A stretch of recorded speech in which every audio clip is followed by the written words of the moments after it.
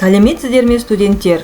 Мен Якубова Дамиткен Құрманғали қызы, Оразмағамбет Тұрмағамбетұлы атындағы Маңғыстау индустриалды техникалық колледжінің электротехника, автоматика және ақпараттық технологиялар пәндер бірлестігінің арнайы пән оқытушысымын. Сіздерге электромашиналар және трансформаторлар пәнінен трансформатордың құрылысы және жұмыс істеу принципі тақырыбындағы бейне сабағымды ұсынамын. Осы бейне сабағым нәтижесінде сендер трансформатордың жүктелуін, құрылысын, жұмыс істеу принципін тұжырымдайтын боласыңдар. Олай болса, келесі бейнероликке назар аударыңыздар. Трансформаторлар электр энергиясын жіберу және тарату жүйелерінде кеңінен қолданылады. Электр энергияны алыс қашықтарға тарату жоғары кернеуде жүзеге асырылып, шығындарын азайтады. Бірақ генераторлардан осындай жоғары кернеуді алу мүмкін емес.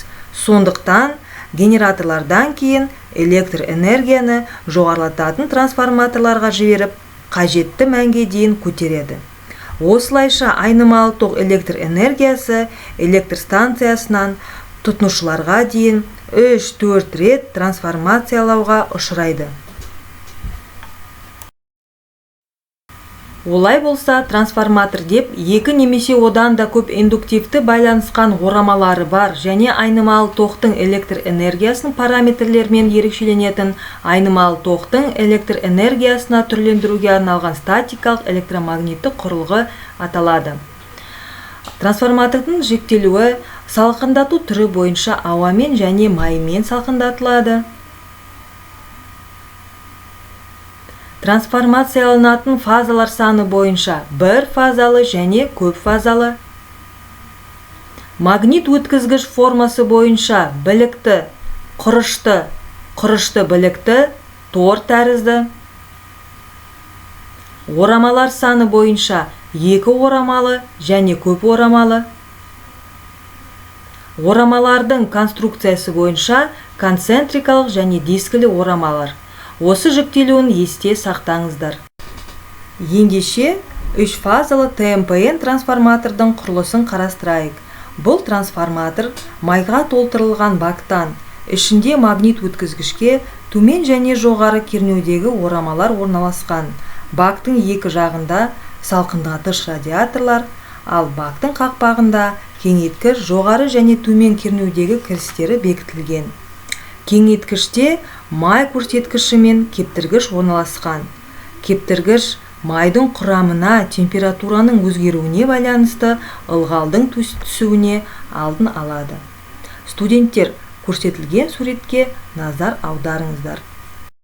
Бұл суретте 1 бак, 2 магнит өткізгіш, 3 жоғары төмен кернеу орамалары, 4 радиатор, 5 изоляторлар, 6 кеңейткіш және 7 май көрсеткіш бейнеленген.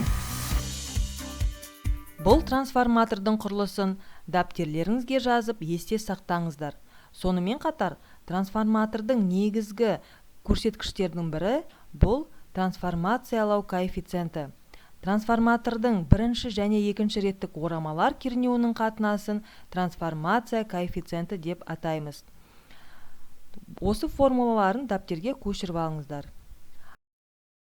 Ал трансформатордың жұмыс істеу принципін түсіну үшін электромагниттік индукция заң есімізге түсірейік. Олай болса, келесі бейнероликке назар аударыңыздар.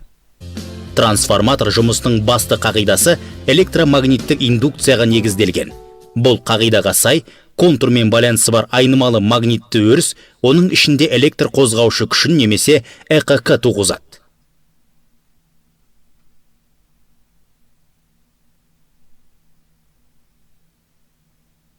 Мұндай айнымалы магнитті өріске шарғы мен айнымалы ЭКК-ның жүйесі көмегімен оңай қол жеткізуге болады. Өткізгіштен тоқ өткен кезде магнитті өріс түзіледі. Шарғының түсетін магнитті өрісі суретте көрсетілгендей болады.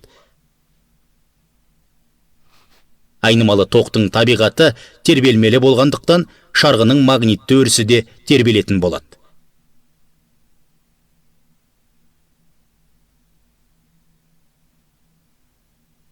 Бұл магнитті ағын темір магнитті материалдан жасалған магнитті өткізгіштің көмегімен екінші реттік орамамен тиімді байланысуы мүмкін.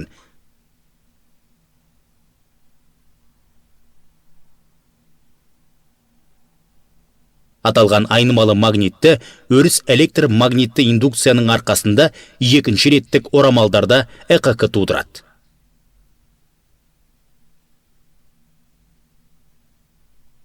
Орамдар тізбектеліп орналасқандықтан, орауышта пайда болған жиынтықты ЭКК әрбір бөлік орамдардағы ЭКК қосындысына тең болады.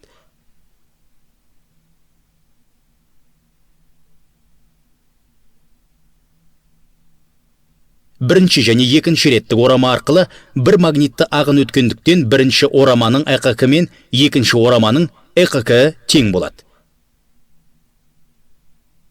Бірінші реттік орауыштағы орамның ЭКК формулада көрсетілгенде кірістегі кернеуімен өзара байланысты болады. Нәтижесінде екінші реттік орамада пайда болатын ЭКК келесідей түрде көрініс табады. Бұл екінші реттік орамадағы орам санын бірінші орамдағыға қарағанда азайту арқылы кернеуді төмендетуге болатынын білдіреді. Және керісінше кернеуді арттыруға да болады. Алайда энергияның сақталу заңы бойынша бірінші және екінші тоқтар келесі тәуелділікке бағынуы тиіс. Осылайша трансформатор кернеуді түрлендіру принципіне көз жеткіздіңіздер. Ендеше бүгінгі сабақты меңгергендеріңізді анықтау үшін келесі сұрақтарға жауап беріңіздер. Трансформатордың жіктелуі салқындатуына қарай орамалар санына, трансформацияланатын фазалар санына, магнит өткізгіш формасына, орамалардың конструкциясына, трансформатордың құрылысы, трансформатор жұмысының негізделген электротехникалық заңы.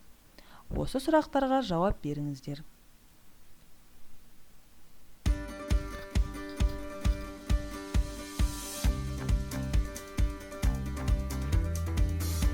Ал енді студенттер, сендердің жауаптарын салыстырайық. Дайын болсаңыздар, назар аударыңыздар.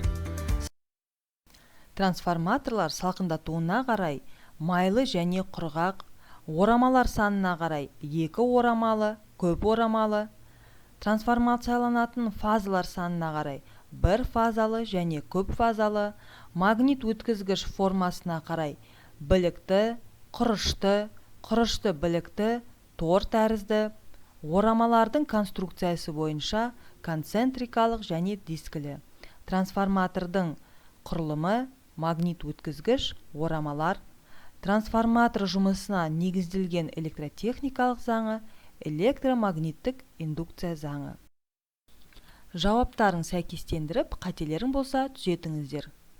Ал студенттер, бүгінгі сабақта біз трансформатордың құрылысын, арналымын, жіктелімін, трансформатордың жұмыс істеу принципін, сонымен қатар трансформациялау коэффициентімен таныстық.